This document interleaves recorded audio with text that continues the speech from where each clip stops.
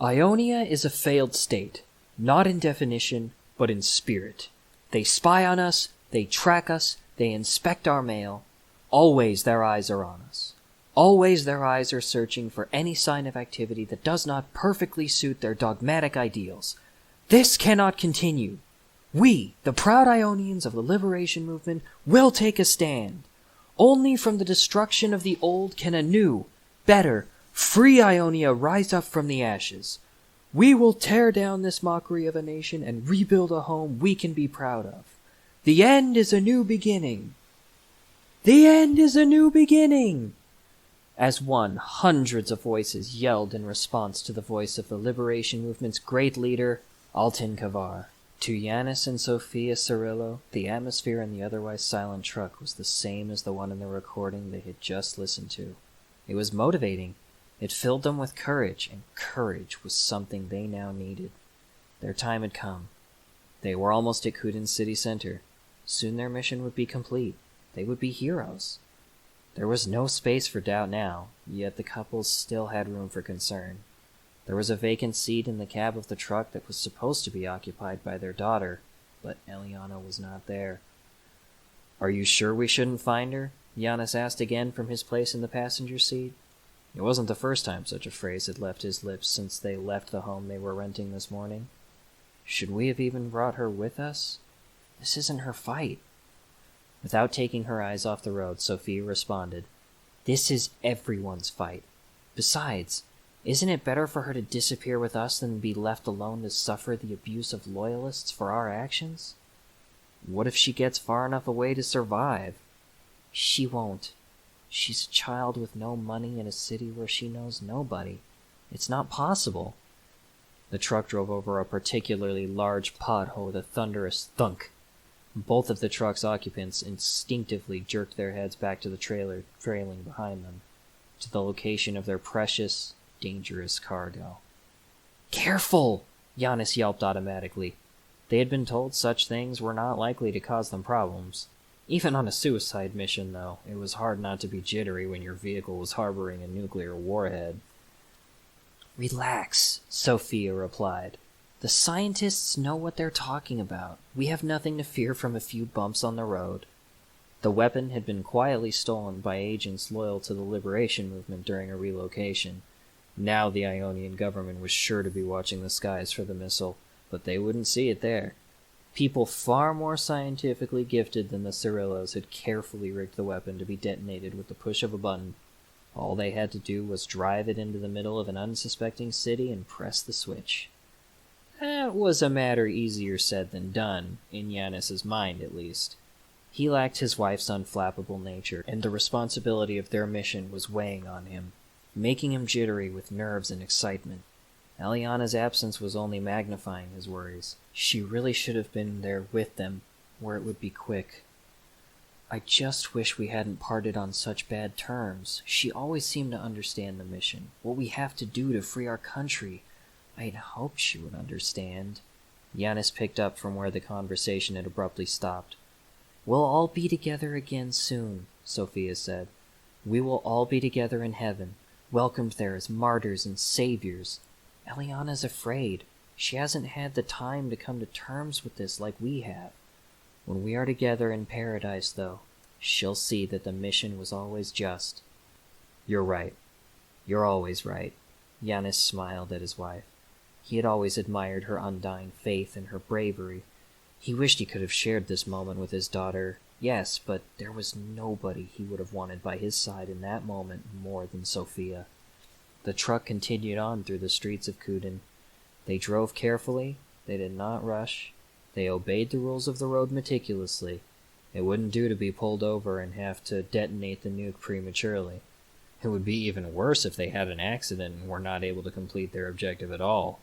If an impact like a crash truly wouldn't set off the bomb, it had to be triggered by them.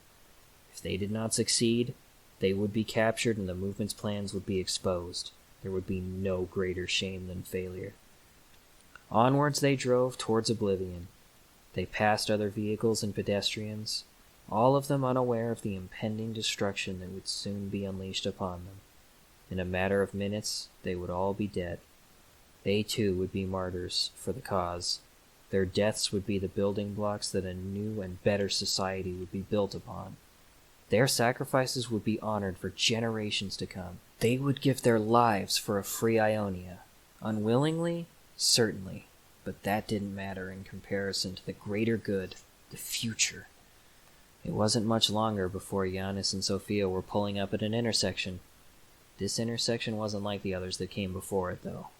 This was special. It was as close to the geographical center of Kudin as one could get in a car. Tall, important-looking buildings rose up on all sides, the offices of businessmen, bankers, and lawyers, most likely. The traffic lights were red. Pedestrians walked across the street in front of the cars in a hurry with places to be. Unbeknownst to them, none of them would make it to their destinations. To them, this was just a normal day crossing a normal patch of road. None of them knew that the very ground they tread on had long been marked to become one of the most important places in human history. "Should you do it, or should I?" Sophia asked, looking across at Giannis. Giannis gulped in the air, feeling the pressure catching in his throat. He couldn't back down now. He had come too far. How could he give up when they were so close to making a real difference, especially with Sophia looking at him with such steel in her eyes? "I can do it." He opened the glove compartment and pulled out the detonator. It was a small, cylindrical electronic box with a single button at its tip. Giannis had almost laughed when he first saw the device, and in that moment he was struck with the same compulsion. The device looked almost exactly like something you'd see in a cartoon or movie. Giannis wondered if that design choice had been intentional. If it wasn't, was it that way out of necessity, or was it a subconscious thing? Was this just how things that set off weapons of mass destruction were supposed to look? In the end, it didn't really matter. He wasn't going to get the chance to ask. In a moment, he would push the button and his life would be over in less than a second. "If you can't do it, I can," the voice had come from Sophia, of course. She was the very picture of calmness, but for the fervent resolve in her eyes. She was committed. Once again, Giannis was struck with an intense wave of admiration for the woman he had chosen to spend his last living moments with. He wouldn't let her down. "No, I can do it. Let's count down from 10. "Okay," Sophia said. "Count it in. We're about to make history." Giannis nodded. "I love you." "I love you too." He took one last deep breath and started counting down. 10, 9. Sophia reached out and grasped Giannis's free hand. Her darker fingers mingled with his pale ones, the inverted omega tattoos on the tops of their hands facing away from each other. 8, 7. The traffic lights had turned to green, and a discordant chorus of car horns were blaring behind them. The Cirillos could barely hear them. They focused on their own counting, on the critical moment they were sharing together. Nothing beyond the boundaries of their truck mattered any more in that moment. 6, 5. Behind them, a car door slammed shut angrily, and heavy footsteps could be heard approaching them. A deep, booming, and furious voice yelled at them, growing louder with each step. "Hey, asshole! Move! The light's green! Move!" Neither Giannis nor Sophia made any effort to acknowledge the inconsequential noise beyond the cab's walls. He wasn't important. They continued to count, even as he reached them. 4, 3. The man was outside Giannis's window now, banging on the door and peering in at them. He screamed threats and obscenities at them. He even tried opening the door, but it was locked. The countdown continued. 2, 1. "The end is a new beginning," Sophia said, a single tear of joy dropping down her cheek. Giannis pressed the button, and the sound of the man screaming and shouting outside the car stopped. The sounds of the car horns behind them stopped. Everything went white. In an instant, everything within a 2-kilometer radius of the truck was gone, vaporized by a plasma fireball. Everything even remotely flammable for nearly 15 kilometers in every direction was suddenly ablaze. In milliseconds, hundreds of thousands were dead. That was just the beginning of the horrors that unfolded in Kudin.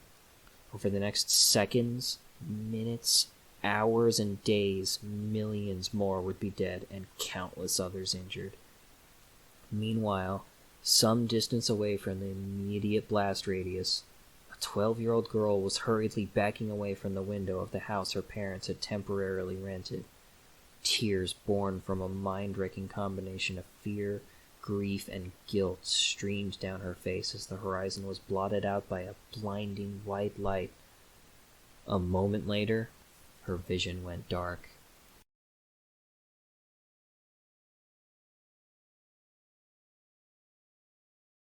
Were you ready for that one, listeners?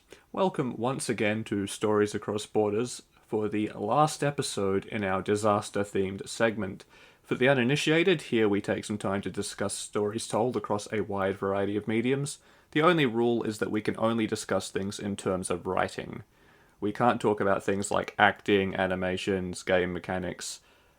None of that, unless, of course, those things pertain directly to the storytelling.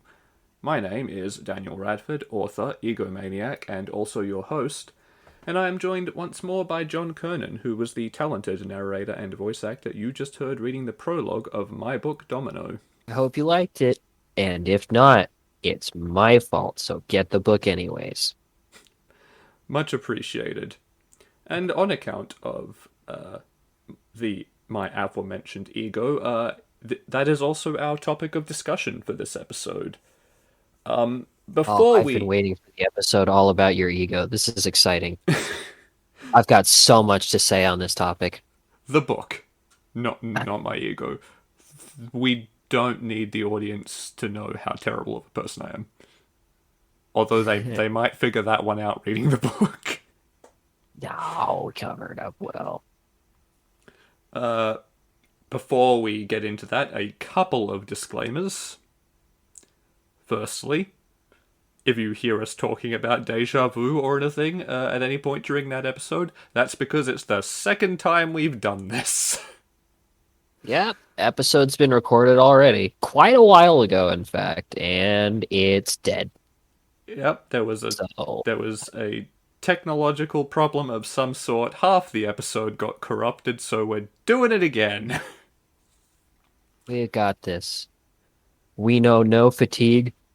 We know no, I, We mm, know no I, fatigue, he says as he yawns. yes, I've never been tired in my life. So if the sound quality drops suddenly for the next episode, that's because the original cycle of disaster themed episodes was done before I upgraded my mic. That's why this one probably sounds a little better than the last episode, and why the next one is probably going to sound a little bit worse. But And I haven't yeah, managed to upgrade my equipment yet. We'll get there. we'll get there. The other thing is that we are going to try to avoid major stories for the book, much as we did when we did our 13 Sentinels video.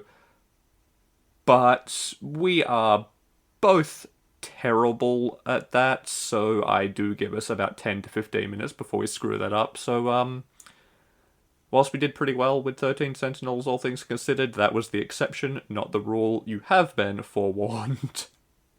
Yes, we can only put that kind of attention in every once in a while, and for 13 Sentinels may be one of the most spoilable things on the entire planet, so we had to. On that note, where do we even begin? I vaguely remember the first time we tried this, I asked you to take the lead, and you said no. Yeah, I mean, with how chaotic life has been, because I have the character flaw of working at a grocery store and it's the holidays. I haven't had much of a brain for books lately, but a lot of the stuff I said about the book before, which people can't hear because it died, rings true. They should they should all really go back in time and listen to that live so that it's uncorrupted. It Somehow would listen make my to life a lot easier if they did. the story, the thing we didn't record live. Yeah. Yeah, Well, exactly.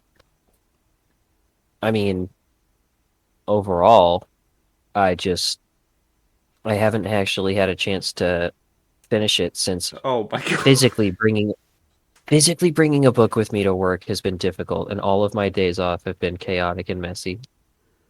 Don't judge me. Speaking But of what I've read of the book, deja vu. yep, Okay. that's it's just like the first episode. It's perfect. We've got this. But what I've read of the book, I like a lot. I'm biased, obviously, because I'm more used to your writing than most people who read the book will be, and I like it and the way you do your characters. But Well, I like bias with or any not, I story, appreciate it anyway. I will try to avoid spoiling anything for the ending then, for your benefit as well as that of our audience. Um, it's good for something like that, anyways. You don't want to say you don't want to say too much. We need people to read the book, yeah, and exactly. there are way too many people who have the motivation. I personally find really dumb to be like, okay, I know too much about a thing already. I'm not gonna go look at it now. And it's like, listen, not everything is a murder mystery. And just be like, oh, I learned a detail. No, not going into the story blind enough anymore. Like, if you need to be more blind, just try cutting out your eyes and then reading. We can get it in Braille.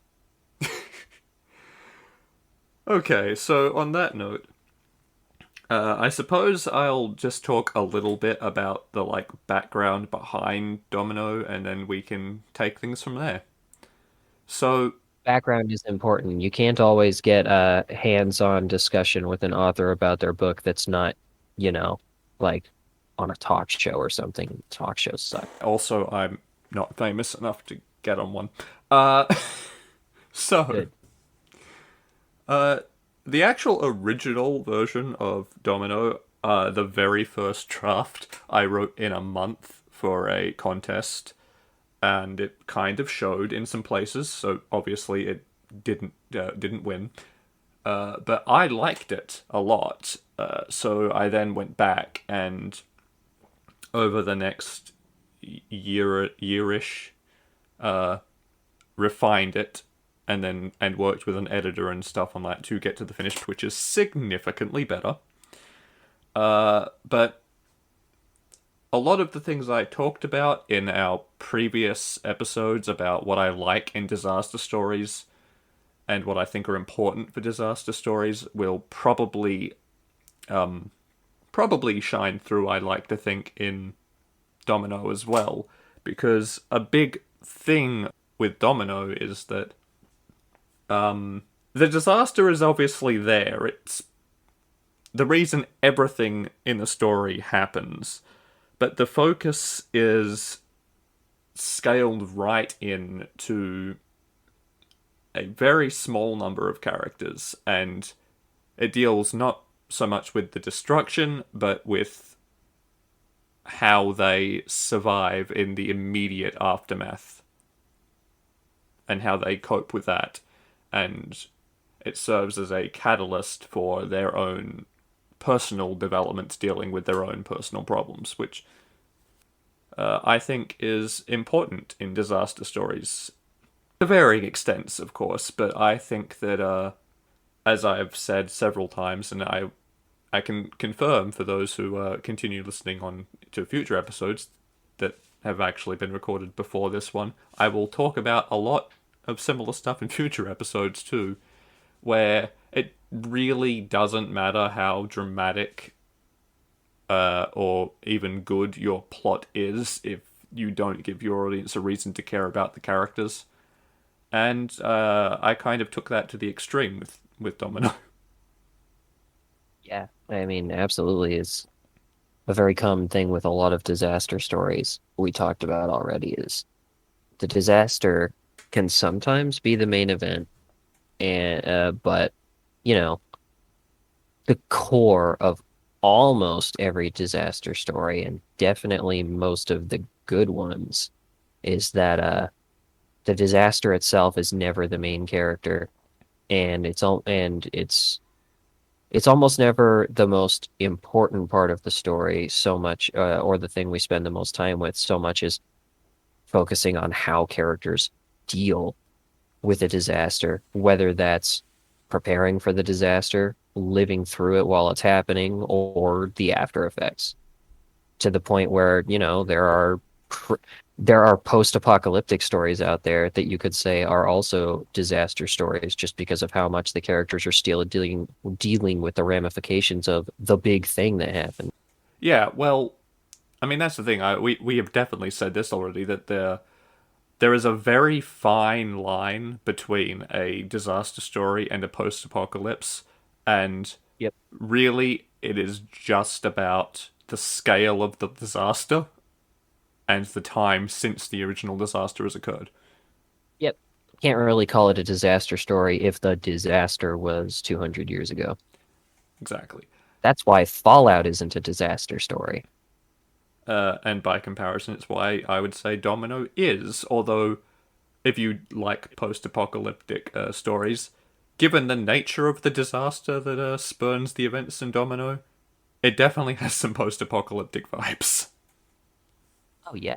I mean, that's kind of why the line is so thin, right? I mean, a a serious enough disaster, especially if there isn't immediately plenty of outside help, essentially can turn an area into a temporary post-apocalypse almost immediately after it happens. Yeah, absolutely. Um, I think there's definitely that the line is very blurry, and if you enjoy one, chances are solid you'll like the other because a lot of the things that make a good disaster story also apply to a good post-apocalypse. The difference is that sometimes with a disaster story, there's something you can do about it in the immediate situation, which is a little bit rarer with a post-apocalypse. That being said, as we have discussed, I think it is an important facet for a disaster story that the disaster does actually happen. Which Yeah, is why I mean, mine's the prologue. if the disaster didn't happen, it would be more like a whoo, that was close story. Yeah, it's I think Armageddon was the example I used in the earlier episode where this came up, where I was like, I struggle to call it a disaster movie because they stop the disaster before it actually happened. And it just feels very disingenuous to me to call something a disaster movie if the plot is about stopping the disaster from happening. Because it changes the dynamic of the story a lot. Yeah, especially because like if you go to stop it from happening, then it's very easy for most stories that prevent a disaster from happening are a lot more likely to be a time travel story than a disaster story. Because it wouldn't be much of a disaster if it was that preventable. Well, I mean, man-made disasters, I would argue, are a bit more preventable than things like a tsunami or a meteor. But fair We're enough. gonna have to write more stories about Cold Wars then. I'll think about it. See, this is why Spy Family is so good. Just write about a Cold War, prevent disaster. The human disaster. The disaster that is humanity. Oh, getting deep there. So yeah, I make a point of not falling into that little pratfall, and as you have heard at this point, open Domino with the disaster. There's no stopping it. Everything that happens after that prologue, the people are some degree of fucked. Yeah. There is Well, I sure only hope they know that much. I read the passage. yeah, there is only personal survival and personal stakes at that point. There is nothing that can be done for the city of Kuden at large. Nope. Nobody ever even had a clue. No one even knew it was coming. Yeah, and that The- I mean, I like to think that in and of itself adds a lot to the tone of the story, because you enter into it in a hopeless situation, effectively, and it becomes a story about coping more than it becomes a story about overcoming. Yeah, which is a great time to have kids or young adults as main characters. Well, yeah, I I mean, mean, adults also have to deal with all that stuff, obviously, but I don't know. I think there's a little more to work with people who are young but not too young because they're old enough that you can actually still have it be from their perspective. Because if there's one thing I've learned, it's adults cannot properly write from the point of view of children for longer than like 30 seconds. it can be Every time I've ever done. seen a every time seen a story being directly narrated from the point of view for a child, if it's a short little bit that's just like, hey, let's POV a kid for a minute, it's fine. The second it gets longer than that, it falls apart because adults are just incapable of thinking like children, Uh, genuinely. writing like young children is definitely very difficult. There are some writers, I would say, who are quite good at it. Oh yeah. I They're in the mean, but that's part of minority, why but I mentioned the POV too, because I would argue like actually writing a child's like thoughts direct and feelings directly, for instance, is exponentially harder than just writing a child's actions oh yeah. is.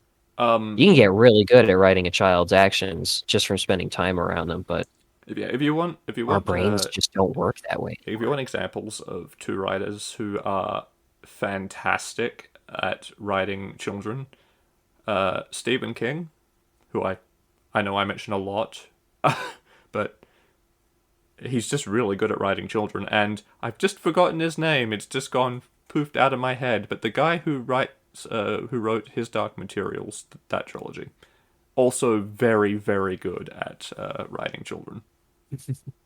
Yeah, but Pullman? Is it you know, Pullman? I think so. I love those stories. Why have I forgotten his name? It is absolutely shameful. But yeah, that makes a good example of what I was talking about. Yeah, old enough to be able to properly present an extended point of view and young enough to have extra challenges to deal with in a post-disaster setting that adults don't, which is not to say adults don't have their own unique struggles in that situation, but also we see that all the time. We've seen it a million times. And even if we hadn't, young adults can still deal with most of that stuff that real adults will, but there might be certain things that come at them that don't, or really more specifically, they tend to just be less psychologically and mentally prepared for this kind of stuff, which is an extra wrinkle to the story. And wrinkles and challenges for characters are just more for a writer to play with. Absolutely, and yeah, I mean, I can definitely speak to how difficult it is to write a really young kid because I'm currently working on a spin-off to Domino, where one of the sort of three main characters is quite a bit younger, and he has consistently been very hard to write. As for Domino itself, there's a couple of things that went into choosing the ages for our heroes, as they are Hector, who is 14, and Ellie, who is 12, although she makes a point of reminding us she is turning 13. That would be. I mean, first and foremost was like as far as the tone and stuff of the narrative, you kind of hit the nail on the head. That I mean, it's a nuclear disaster. No one is ready for that. Anyone who says they have a good plan for how to deal with getting nuked is either wrong or lying, because a nuclear bomb going off in your city is like four different disasters happening at once. Even beyond just the initial blast, it's not good, and it pretty much shuts down a city. There is nothing that can be done about that. And that was something I factored in when choosing the ages of the characters. Was like you said, I wanted to pick characters who were old enough that they had some agency and ability to think and handle the situation to an extent. Because obviously, a really young kid without guidance from someone older is just boned in this situation. But at the same time, I wanted them to be young enough that they would still be more overwhelmed and more vulnerable to the physical and emotional struggles present than an older character would be, because I really wanted to nail home that sort of broad theme of this is what happens when you do things like this. Please don't play with people's lives. The other reason is because I really want my stories to be able to be enjoyed by as many people as possible, even when I'm dealing with really dark, gruesome themes and events in my narratives. And I'm of the opinion that adults have a much easier time relating to young characters than young characters do adults. Yeah, Uh, true. Young people, not characters. I'm talking about real people now. But you are a real character. Haha. People say uh, that about you all the time. I've seen it. they they say things all right. But yeah, because as an adult, you've experienced being young, being a kid. You know, you might have forgotten some of it or become some distanced from it to an extent, but that those memories and experiences are still there, so you can still relate to things like having problems with your parents, or you know, typical teenage Yeah. problems, or feeling out of place at school, or the just dealing with growing up. Whilst as an adult, here we go. Well, as a child, you don't really understand what it's like to work 9 to 5, pay taxes, uh, deal with the looming death of relatives, and all that sort of thing. Yeah. The Adults, if they're not either too dumb or too up their own asses, can relate to children. Children can't relate to adults at all. That is a one-way trip. I mean, I don't know if it's 100% true, but it's definitely a lot easier, and there's definitely a lot more to relate going back than there is going forward. Well, I guess what I mean is like I feel like the closest kids can get to actually relating to adults is empathizing with adults. I think they Or can empathize with adults if they're smart enough and empathetic enough for their age, but like or if you've just other than that, the only stuff they can relate to with adults is like, oh yeah, I also sometimes can't get a bowl of cereal eaten fast enough in the morning before I have to go do stuff. I mean, you still have commitments as a kid, and if you have a bad enough living situation, you're probably going to have a lot more you can relate back to adults. But as a general rule, yeah. Um, Yeah, so I that's mean, a if you don't have a childhood, that definitely lets you relate to adults better. yeah. But yeah, so that's a big part of why I chose to make Hector and Ellie the ages they are and the people they are, because I want as many people to be able to experience and enjoy my stories as possible. And seeing as I'm someone who generally thinks that a lot of people underestimate what young people are capable of dealing with, I sort of wrote uh, Domino with the idea in mind that anyone from like a mature 11, 12 year old up to someone who's on 80, 90 or whatever could still get something out of the story. I mean, you know what it's like to be young and living through a mildly post-apocalyptic scenario. You're Australian, so like, who better than you? Sure. I mean, listen, you may not have been old enough to live through the great emu rampage of whatever year that happened, The but Emu War. like, Oh man, that's never not going to be funny. Uh, dude, oh my God, It's one of the only things I've ever heard where technically it's a bad thing that happened, but I'm jealous it happened to another country and not mine because that fucking story is so golden. It's evergreen. Yeah, it's never not going to be a good story. But Which hopefully hopefully that holds true for anything I do. Hey, hey, um, I think you could put some emus in Domino. Well, maybe not now. You could put some emus in your next story. uh, well, no, because the next one is set in the same place. But Okay, so cassowaries instead. Got it.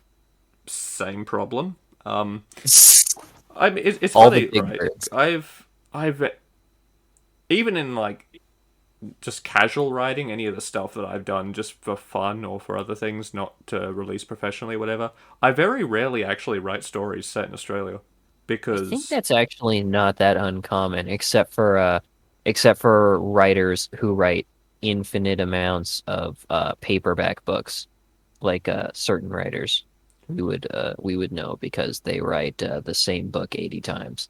well, it's more just an audience thing.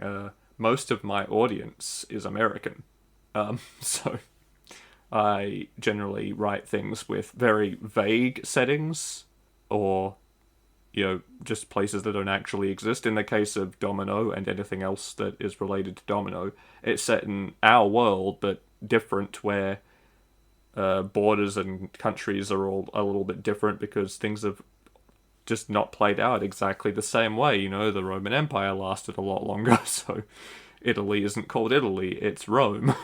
Yeah, I think vague settings are good anyways because it's like why make life harder for yourself?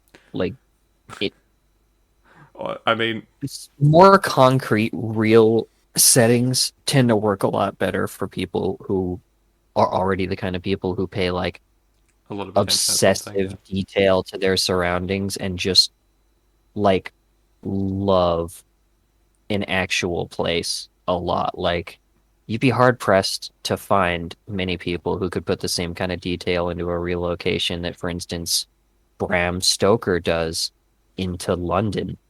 Oh yeah, very true. Honestly, It's not an easy feat, and picking a concrete place is just making life harder for yourself unless you're one of those like obsessive learn every single thing around me as I walk down the street people. I also hate travel and don't really go places. I can't because of health issues anyway, which does also contribute some of that, I suppose. Uh, Honestly, though, I mean, apart from the thing of audience, not going to lie to you here, a lot of the reason I invented an alternative version of our reality for this story and created Ionia was because I was just getting into the like sphere of professional writing, and I really really did not want to alienate or piss off a large swath of my potential audience by turning their country into a totalitarian, well, not borderline totalitarian regime, and then dropping a nuke on a city there. True. Yeah, it's it, that could probably be seen as a mild insult, perhaps an indictment by some people. yeah, because where Ionia uh, is the region of Ionia in our reality, so it's a reasonably large country that sits in space, occupied by like Greece and Albania. Ionia's in space? Ooh, maybe this should be a Gundam story. No, so I mean, I guess it could be a slight that Greece and Albania don't exist, but consider the alternative. It also means Oh, I don't have to worry about getting any cultures or anything wrong necessarily. And it was an excuse to do a little bit of world building, which I always enjoy doing. In the case of Ionia, a lot of the world building is very implicit in the story. It's I don't tell you a lot about the nation explicitly because the story is being written primarily from the perspective of someone who really doesn't care about the politics or anything like that. He's a 14-year-old kid who is wrapped up in his own problems. So, he doesn't really. He mostly just has the politics he's told he has and believes what his family believes to an extent, and is more worried about himself than the world at large. Isn't that knowledgeable or doesn't understand that much about it. You get hints, so there's no reason for me to delve super deep into the world building. But if you're paying it, like if you pay attention, it's there in the background, right? Through the motivations of the liberation movement who trigger the whole thing, through things you learn just from a little bit from Hector, a little bit more from Ellie because, of course, she grew up in a environment where she learned a lot more about the situation and things like that. So she knows a little bit more about things and is a lot more invested in the state of the world. But yeah. It's very implicit world building because it's not super relevant to the POV character. It's there though. Because it's hard to worry too much about politics when you are both too young to have been active in them, and also your life has just been turned upside down. Times like that, you have to take a minute and sit right there and just think about how to survive. Yeah, I mean that's the thing. Like, he's not thinking, "Oh wow, I wonder how we got to this point." He's thinking, "Wow, I'm fucked." Which, I mean, is kind of part of the point. Like, Time to get the pot ready for rat soup. With the thematics, right, is that I wanted the POV character to be someone who was removed from the politics and things because a lot of the overall message of the story is, look at the horrible things the people in power inflict on ordinary unrelated individuals when they start doing things like playing around with nukes or policy or whatever. It's true. And anybody who listens to this podcast will know how much we love thematics. If I could just get a compilation of a screenshot of every conversation we've ever had that had a moment where we both just stopped what we were saying and went theming. Theming good. Theming good. I like theming. What's less good is the noisy helicopter flying over my house right now that I hope the audience is not hearing. I didn't hear it, so hopefully they didn't either. Yeah, that's promising. What they don't know can't hurt us unless the helicopter crashes into your house. Then it'll hurt us. That would be my luck. And by us, I mean you. Mostly me. So yeah, a little bit about Ionia, I suppose. I'd struggle to call it a police state completely, but it is pushing that line and becoming progressively more so throughout the story. Very militant. Yeah, it's very militant. There's mandatory military service. Your high schools, their uniforms are all military style. The government does a lot of surveillance of its own people, etc., etc. The opening rant you heard in the little reading that John did explains that well enough. So that's the state with the country, which has naturally caused this guy Elton Kavar, who doesn't even really appear in the story, to basically build up this movement, this liberation movement, whose whole thing is, okay, we need to change this. And over time, they've grown less about, okay, we need to fix things, and become more, okay, everything is so screwed that we have to burn it all down and start from scratch. Hence the nuking, because that's sort of implied a lot in that prologue, right? I wouldn't say a lot, but the implication is there that they don't plan to do this just once, unless things change.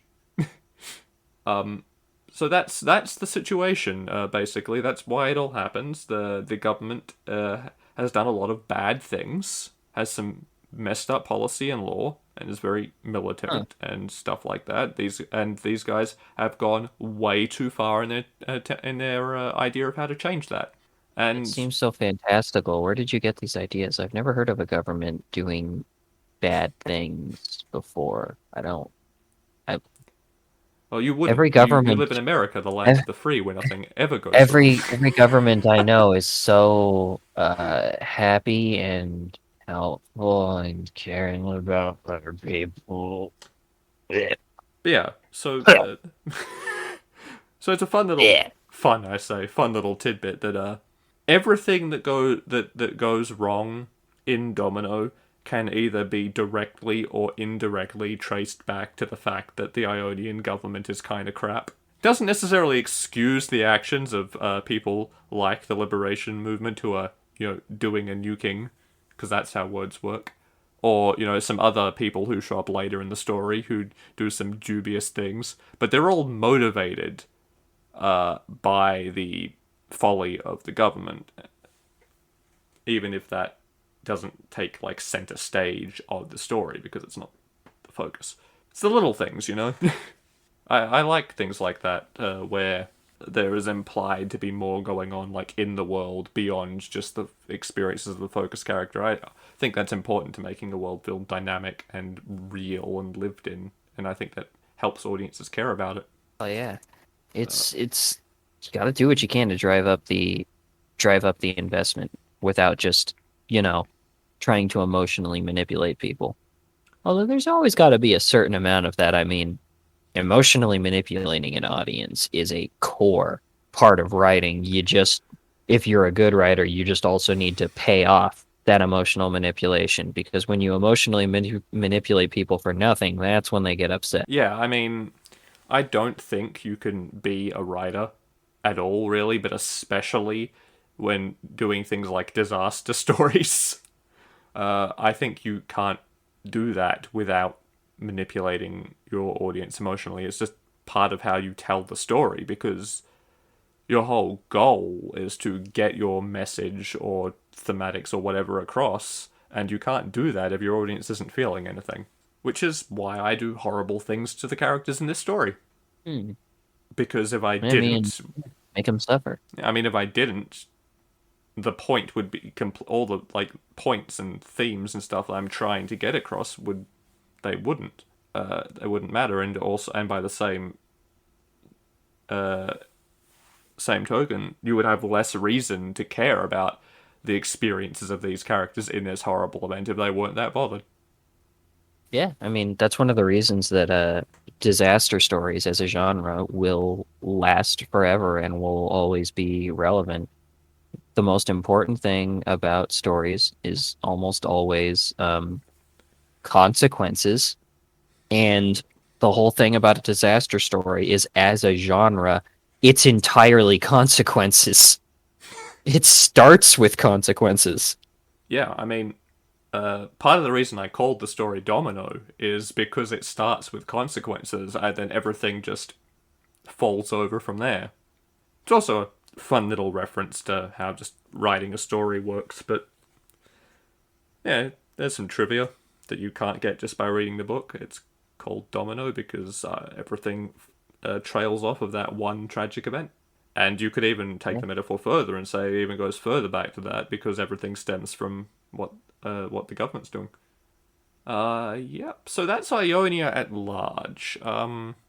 Suppose we should maybe, just for a little while, because it'll be hard to avoid spoilers, but maybe get a little bit into the territory of Hector and Ellie themselves. We've had a look at, a lot of the broader stuff. Maybe take a little peek at the little peek at the protagonists.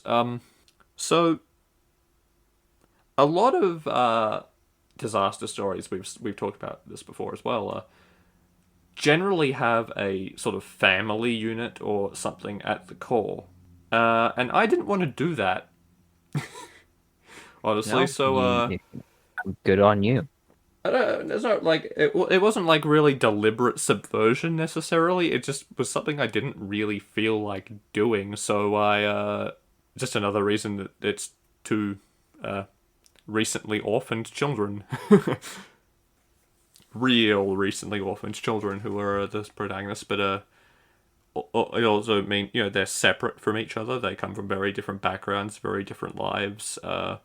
They each have their own problems with their families, which is, I suppose, is a little bit more subversion there because, well, not really, because the problems of the family are always present in disaster stories. It's just that they aren't really you don't see them playing out with the family.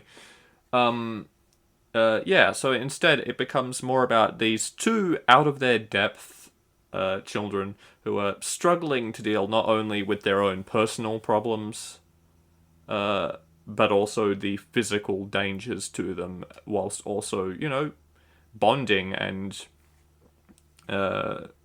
helping each other learn the lessons they need to learn and get through the story. Two strangers coming together and growing as people and fighting against circumstances that they can do nothing about. And it's kind of funny.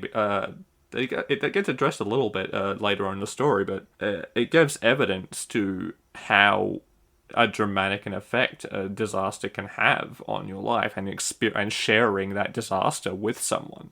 Because the story of Domino only goes for like 2 days. The entire book takes place over 2 days, basically. And in that time, that very short amount of time, just because of the circumstances they are in and the shared experience of those circumstances, Hector and Ellie become extremely important people to each other. Yeah, and that's all the time it takes in a situation like that. Yeah, you latch on to whoever you have in those circumstances, especially if, without you knowing, they're communicating things that you need to learn. Because I mean, for Hector, it's a lot of his stuff comes from a sense of inferiority. And also to a degree cowardice, because he doesn't want to face up to that. Because he's come from a not great home life where he's been always compared to his brother. He's never been good enough. So the only reason he survives the bomb is because he doesn't go to school that day, and skibes off to go hang out with a bunch of delinquents instead. Because he can't handle the pressure or the expectations, so he just doesn't. And a big part of his journey is learning that you can't run away from everything. You have to, deal with expectations, but also, expectations, circumstances, but also learning that just because he's not his brother, he still has things that he can do and that he's capable of, and that he can choose his own role models. He doesn't have to, in the long term, fit into the box that's been left for him. He can choose who he wants to emulate in his life, and for him, that person becomes Ellie, because she is very admirable. At least You I can like even to think become so. your own role model if you put enough work in. Yeah, compared to Ellie, who's dealing a lot with, for reasons I don't want to go into too much, but is just primarily dealing with guilt. I mean, the reason is pretty obvious if you're paying attention. But just in case you're not, there's a little bit of a twist waiting for you. She's dealing a lot with misplaced guilt and loneliness, which Hector is able to help her with, which is good. It gives them both emotional reasons to depend on each other, as well as there's just the physical necessity of the situation they're in. Yeah, it's good. Loneliness is a pretty consistent issue after disasters and such. Well, yeah, I mean, regardless of who you are, and if your city gets nuked, you're losing people you know, and it's not like when someone has like a long illness or something. It's more like everyone you know and care about all abruptly have a fatal car accident at the same time, and suddenly Yeah, you have there's no nobody. time to worry about whether they're gonna make it or not. There's no time of them being not okay. There's just 1 second everything is okay, and then not only is everything not okay, but it can't go back to the way it was, period, Yep. for anybody. Exactly. It's just in an instant, everything is changed for the worse. All those people are just gone, and Which is part of why doing a nuke is actually a nuke really is like the perfect weapon to facilitate a disaster, because nothing else that causes that scale of damage is so instant while also still covering such long-term after effects. Especially because, like, I mean, the best example of how instant a nuke is How many other forms of killing people do you know that will leave a shadow of you burned into a thing because that's how fast you just ceased being a person? Yeah, I mean, it's the single. Technically speaking, right? There are like a lot of natural disasters have a lot more like raw energy in them. But as far as localized destruction, there is nothing worse than a nuke, and that's a big part of why I chose it, but also because a lot of the themes and stuff in the story wouldn't work without one. But and the You don't thing as know well, that. The right? rebels could have facilitated a tidal wave. The thing is though as well, like when you with a nuke, is it's not just an explosion. There is the immediate detonation, which just wipes out the entire center of the city. Basically, it's just gone, along with all the people who were there. There is the follow Mhm. up heat wave, which does things like start fires and trigger like And explosions vaporized of the local things. atmosphere. Yep. There's the EMP that comes with it. So technology is just More fried. It's electronics. gone. Um, Sorry, your robot cat is dead. I know there's you hoped the it might be okay because they weren't in the explosion, but they're dead. there's the sort of, it's not a sonic boom. It's like a wave of compressed air that just comes afterwards as part of that. You That mean an just explosion? all the glass is gone and people are lacerated all over. It's bright as hell, so people are getting blinded. Yeah, anything that's brittle is essentially going to become a frag grenade. And anything that's not brittle can become a frag grenade. It's horrible. And oh god, I in my research for Then this there's book, I did a lot of looking into like the effects of nukes and radiation. Read a lot of like accounts from Hiroshima and stuff. Oh god, I wouldn't recommend it well, you because watch a lot of anime, so you've always been ready for this. Japan never forgets those details. you couldn't. Because that's the thing. That's just No, I the wouldn't blame them. I mean, that would be like expecting I'd be like expecting Americans to forget about the Twin Towers, and Hiroshima and Nagasaki was certainly a more uh, yeah, destructive things like event. that. The world just doesn't forget, and No, because that's the and thing. shouldn't. It's not just the immediate destruction. Is like some of the horror. Like yeah, they had to deal Is with the immediate loss of all those things, but You have also to deal with, let's not forget, the most critical word relevant to a nuke. The word so relevant it not only became the title of a series, but is a general word we've begun to use for the negative after effects of events, the fallout. Yeah, fallout. uh, because yeah, there is the immediate radiation. There is a bunch of radioactive debris and crap that gets blown up into the sky, merges with rainwater, and falls down as this horrible black rain of just gunk and debris and radiation.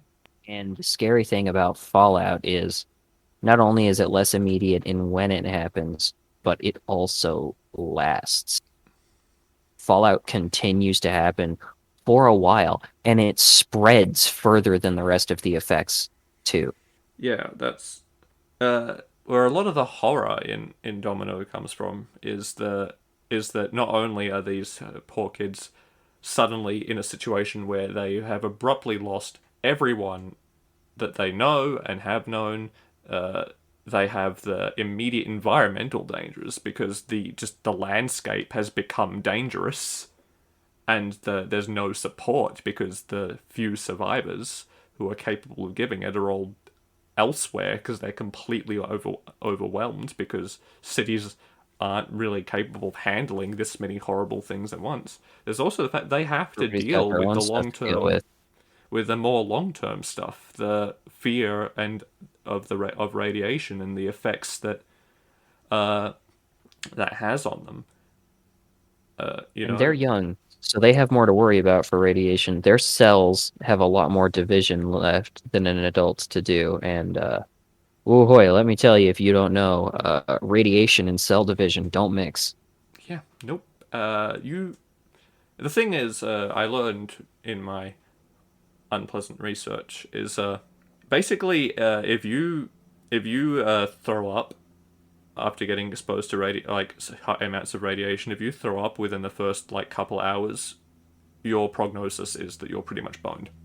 Yeah, because if that happened that fast, that means it's already working its way through your Yep. system, and even with really advanced medical tech, it's not so simple to just flush radiation from a body. No. And without advanced medical tech, there's not really even a discussion to have. You are dead walking. And it's not just nausea either. It ruins your like because of the damage it does to like your cells and the like lining of fragile, delicate parts of your body. You get a lot. You get pretty much instant internal bleeding. You end up getting things like horrible nosebleeds. You bleed from every orifice. You when you throw up, you're throwing up. It's not just bile. There's blood in there. It's horrendous. Yeah. You To you get summarize, burning on your skin. it's essentially rapid fire full body cancer. It's your entire body turning against itself and destroying itself fast.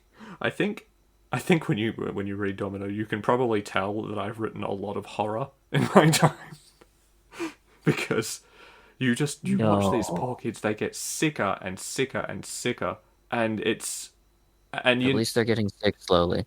yeah, and it's there's always this nebulous horrific cloud on the horizon of you know even if they get through these next couple of days, how are they going to be in the long term? It's a very gruesome picture, and I'm not going to say it wasn't by design because it was. I wanted to hit the audience with a hard emotional gut punch, and I wanted to lead into that aspect of look what happens when we play with these forces, It's and we okay, don't guys. consider At the end of the the story, people it they will both affect. get unicorns and everything is okay. Happy ending. Look, I mean, I'm not going to spoil the ending, but it's I just not did. What I just said is the real ending. I don't know what you're talking about. the real ending that you haven't read. Look, I mean, it's maybe I did. Maybe it's I not just didn't want to completely admit to bleak. I'll tell you that unicorns. much. There is both good and bad in the end, as you would expect of people going through that kind of hell. You to find out the specifics, you'll have to actually finish the book, Oh, and it's you important. audience, I'm you'll have to glad buy you it did for that that. Haha, unsubtle because plug. that's one of the things we've already talked about a lot. I mean, it's something we're gonna talk about a lot because it's an important part of pretty much every story. But disaster stories need it even a little more than the average story is you've got to have that element of hope. You can't put something on just only an entirely bleak ending. I mean, God, like Yeah, I mean, I don't want to disparage it too much because there was good writing there, but like for instance, for anybody who is an anime nerd, the end of Devilman Crybaby was a bit much for me. yeah, I mean, there's I think I mentioned it in an earlier episode. I still can't remember the movie. There's a movie that straight up, it's like some terrorists like set off some like antimatter reactors or something around the world, and it just ends everything. Gone, nothing left. And it was a good movie because it was like an examination of how they got to that point and everything. But it's a very bleak ending, and and I'm glad they kind of told you from the beginning that that's where it was going because endings like that where there's just nothing left to hope for are fine. I like quite a few of them, but you're definitely going to divide your audience. Uh, hope Yeah. hope is more. I think hope is more important for before the ending, to be honest. But because it's what keeps unless it's specifically meant to be a tragedy and the whole point is the downfall of the characters or whatever. And you're watching a glorious train wreck without hope. There's no reason to keep reading. Well, and even when it is a glorious train wreck, part of it is like you have to pull the audience in along the way. You don't necessarily have to give the audience hope, but they should still have some. Because if there is none, they might drop it before they actually get to that ending. They Yeah, I might decide, mean, oh, what's the point? you got to give it to your characters too, otherwise there's no plot, because why would they keep trying? Why would they keep going? Yeah. Hope, It's okay. It's okay for any individual element, or sometimes even for most elements of a story, to be nihilistic. Nihilism's not inherently bad, but you also can't have the whole thing be nihilistic. otherwise, yeah, you just become dead to it. Hope and that little bit of positivity not only gives the characters a reason to keep going and readers a reason to keep reading because of the chance that there would be something good at the end, it also makes the despair hit harder because of the contrast, which I'm sure we've said before, and that is hugely important to especially a disaster story because Absolutely. you need that emotional punch to hit home, otherwise it's just the spectacle of the disaster, which is fine. It's a fun time to watch a bunch of things explode or whatever, but if you're going for something else, they need like something with a bit more poignancy. You need that. Yeah, it's an admirable goal and in a lot of ways a necessary one. Like you got to have something to reach for. And like I guess it's important for like even then I would also say like most of those good endings where everything goes wrong, there's still like a tiny element of hope. Maybe not optimism, but like I mean, unless the I planet's haven't just read the gone. exact story you're talking about where everything ends. But It like was a movie like primarily set in Europe.